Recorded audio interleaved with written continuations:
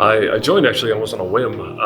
I got the email after I was sitting in class and wrote a bit of a story in response to another student talking about how to know if you were doing the right thing for the right reasons. And I had an experience about making my wife a burrito that explained it pretty well, I thought. It was at least a moment for me where I could tell the difference. And I sent that in, and here we are. What if every good thing you have ever done, you did for the wrong reasons? What would that make you? I'll admit, it's not a question I expected to run into while staring at a leftover burrito, which I wasn't even going to eat, by the way. My wife had turned to me and asked if I was hungry, and I was not, but it's not my first day, I know what that means. So I went off to the kitchen to scrutinize a burrito, and my own intentions, I guess, to see if either of them had gone bad. As for the burrito, I took one look at this naked tortilla lump sitting alone on a plate and thought, gross. Now, I love a good burrito, but by themselves, they can make me wonder, is that food? Should I eat that or wait for it to hatch into a big-ass butterfly? So I decide that I'm gonna just dress the hell out of this thing. Shredded cheese, diced tomatoes, some existential panic on the side, and I can just imagine the glee on my wife's face when I would return to our room to present this vision of melty goodness. She'd be eager to take that first bite. She'd cut into the middle, and she would sink her teeth into the mass of frigid bean slush just hiding in the middle of this otherwise perfect meal. Oh, that was close. But not today, Satan. For I thought it through. There will be no joy-murdering ice ball in my wife's burrito. Not on my watch, for I will microwave the burrito twice. Disaster averted, because I care so goddamn much. And this is where I got into trouble, because in the midst of congratulating myself, my next thought was, I wonder if she'll notice. Probably not. You don't notice the absence of a thing, unless someone points it out to you. So now, in the midst of adding just the perfect amount of cheese, I'm also weighing whether Operation Microwave the Burrito Twice is an achievement significant enough for me to work it into organic conversation. Am I clever or funny enough to find just anything to tell my wife, to show her how lucky she is to have me around? Turns out I am not. Not without it being obvious how much I want credit for this stupid, tiny thing.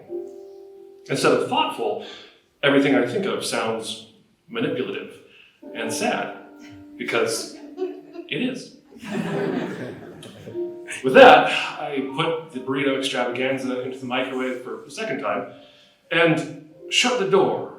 I caught sight of myself, my own reflection, and I was not happy to see me, because I couldn't figure out if I was happy that I had done this extra nice thing or sad now that I realized I wasn't going to get credit for it.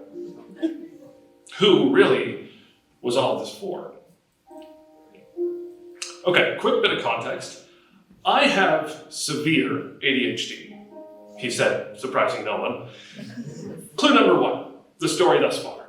Clue number 2, reasonable accommodations.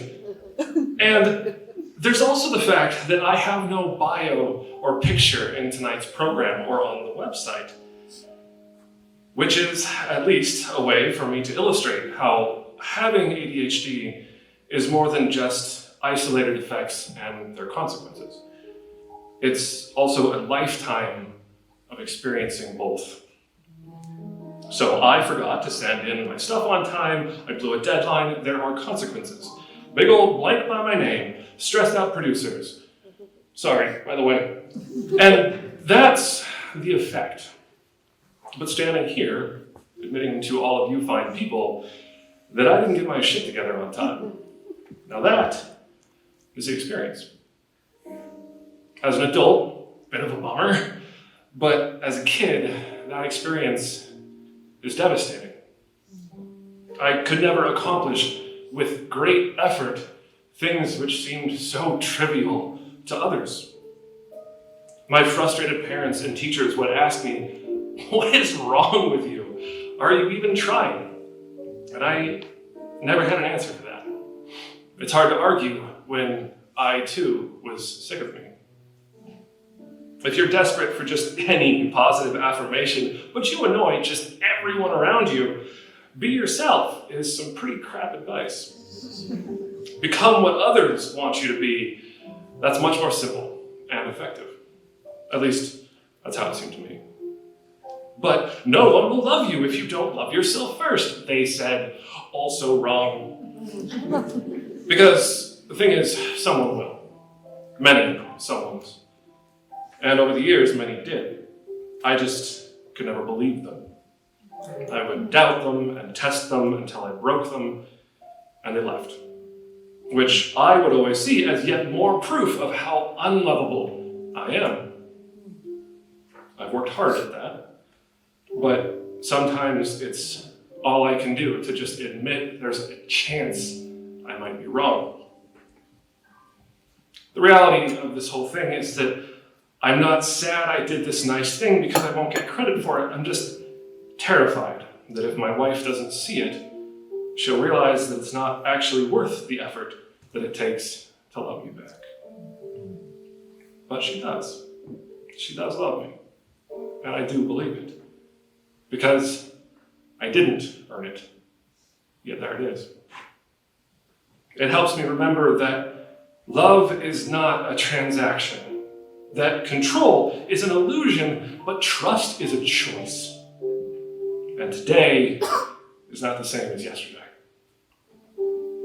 So inside this hurricane of swirling emotions, I'm sitting there and I can hear this alarm going off, and all I can think is, oh God, what now? But it was actually just the microwave.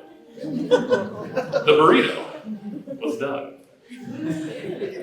I took it out, set it in front of me, poked the middle. It was perfect. The operation had been a success. So once again, I am staring at a burrito. But this time, there's no question. I did this for her. Because I realize I'm sitting there smiling like an idiot just because I know how much she's going to enjoy it. And because in the end, that's all the credit I need.